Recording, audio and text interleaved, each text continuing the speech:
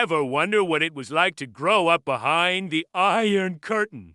To live in a country that doesn't exist anymore? We often see history through the eyes of adults, through stark documentaries, or intense political thrillers. But what about the kids? How did they experience the final, dramatic days of East Germany and the fall of the Berlin Wall? Well, an incredible German children's series is answering just that. And it just made history by winning an international Emmy. This isn't just any kids show, it's a journey back in time that's captivating audiences, both young and old, and proving that no topic is too complex for children to understand. The show is called Auf Fritzi's Spuren, which translates to In Fritzi's Footsteps. It tells the story of a 12-year-old girl named Fritzi living in the city of Leipzig in 1989.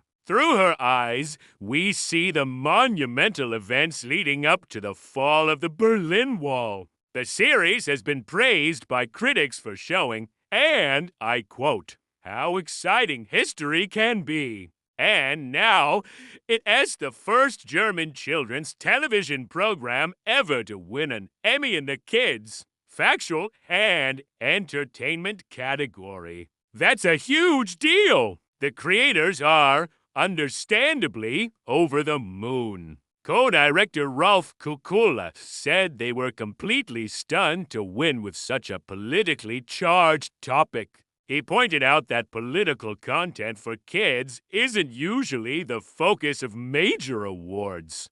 The fact that the story of a young girl from Leipzig experiencing the collapse of communism resonated all the way in New York is, in his words, sensational. What makes this series so special? It's all about the storytelling.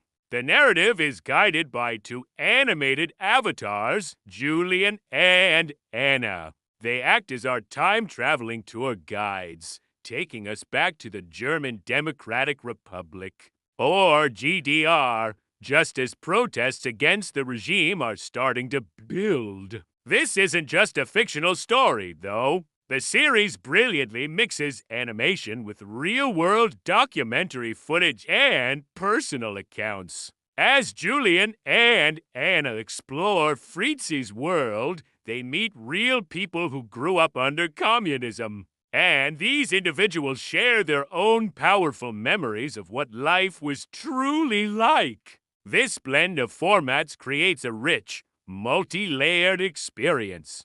You get the animated, accessible story of Fritzi, but you also get the grounded, authentic perspective of those who lived it. It has a powerful combination that brings history to life in a way that is both engaging and educational. The lead actor, Julian Jansen, who voices one of the animated guides, perfectly summed up the show's philosophy. He said, it definitely shows that no topic is too difficult for children. It's precisely the difficult topics that should be addressed. And In Fritzi's Footsteps doesn't shy away from them. The very first episode tackles the Berlin Wall head-on. It explains the East German government's official reason for building it as an anti-fascist protection barrier. But it also subtly hints at the immense danger faced by anyone who dared to question that official narrative. The episode even closes with an introduction to the infamous secret police, the Stasi. By presenting these complex issues in a kid-friendly way, the show empowers young viewers to ask big questions and engage with history on a deeper level. It trusts them to handle the truth. And that's a refreshing and important approach. This project was a true labor of love, a story 16 years in the making. The creators started working on it way back in 2009. Imagine pouring over a decade and a half of your life into a single project. Director Rolf Kukula said, "To be standing here now feels simply incredible."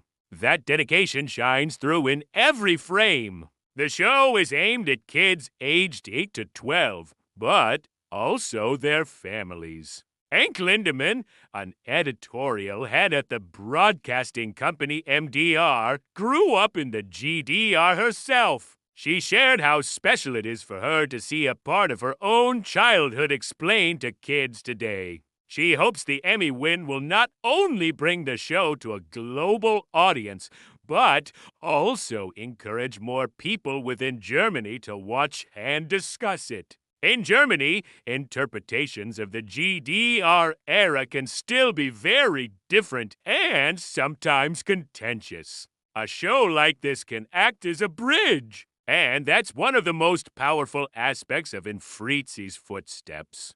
It's designed to start conversations between generations. Director Kukula said that at a time when Germany, and indeed many parts of the world, feel divided, any experience that reminds people of what they have in common is crucial. He said, when adults and children watch the series together and conversations between the generations arise as a result, then we've really struck home. Imagine a grandchild watching the show and then turning to their grandparent to ask, "Is that really what it was like?" That dialogue is invaluable. It transforms history from something you read in a textbook into a living, breathing part of your own family's story. The series explores all facets of everyday life from the classroom to the coal mine, and even the underground punk scene, showing the full spectrum of experience in the GDR. In Fritzi's footsteps joins a prestigious lineup of German productions that have successfully brought the GDR experience to a wider audience. You might have seen films like the Oscar-winning The Lives of Others, a tense thriller about Stasi surveillance, or the charming comedy Goodbye Lenin, about a son trying to recreate East Germany for his ailing mother after the wall fell. More recently, TV series like Deutschland, 83, and Cleo have become international hits. Fritzi carves out its own unique space in this landscape by telling the story specifically for and through the eyes of children, filling a crucial gap.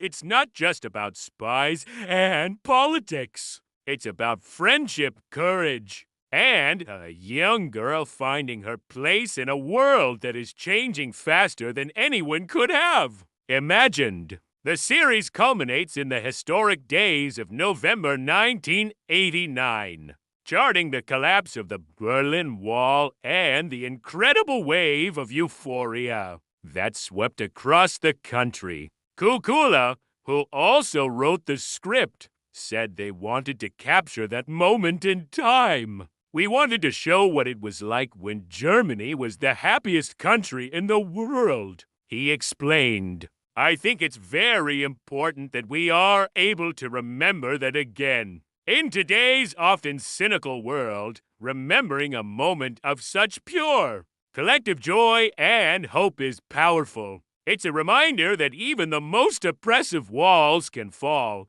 that change is possible, and that ordinary people, including a 12-year-old girl like Fritzi, can be part of extraordinary historical moments. This Emmy-winning series isn't just a history lesson. It's an inspiring story about the human spirit, a bridge between generations, and a testament to the power of telling difficult stories with honesty and heart. It proves that sometimes the best way to understand the biggest events in history is to see them through the smallest eyes. Thanks for watching. If you're interested in stories that bring history to life in new and exciting ways, be sure to like this video and subscribe to the channel for more content like this. See you next time.